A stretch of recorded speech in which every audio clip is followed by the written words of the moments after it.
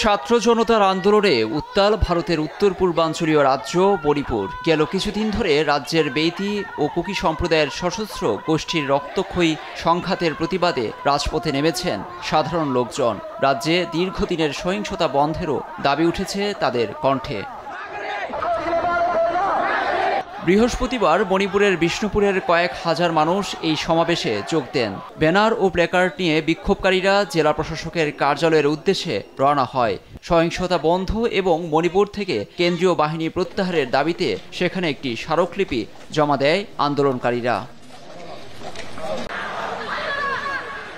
মিছিলে নারীদের উপস্থিতি ছিল চোখে পড়ার মতো। আন্দোলনরতদের অভিযোগ, রাজ্যে অস্থিরতার পেছনে দায়ী ভারতের কেন্দ্রীয় সরকার। এমনকি রাজ্যে মোদী সরকারের বিরুদ্ধে প্রক্সি যুদ্ধেরও অভিযোগ এনেছেন তারা।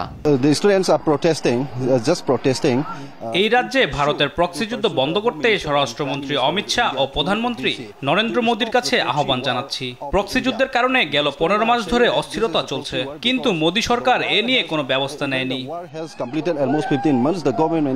মণিপুরের সংখ্যাগরিষ্ঠ হিন্দু মেইতি সম্প্রদায় ও খ্রিস্টান কুকি সম্প্রদায়ের মধ্যে কিছুদিন পরপরই সংঘর্ষ ঘটছে।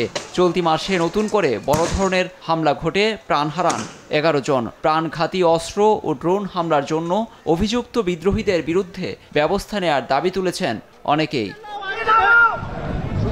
পরিস্থিতি বিবেচনায় রাজ্যের 5 জেলায় ব্রডব্যান্ড পরিষেবা ফের চালু করেছে প্রশাসন। 3 দিন বন্ধ থাকার পর এ সিদ্ধান্ত নেওয়া হয়। তবে আপাতত বন্ধ থাকছে মোবাইল ইন্টারনেট, বলবৎ আছে কারফিউ।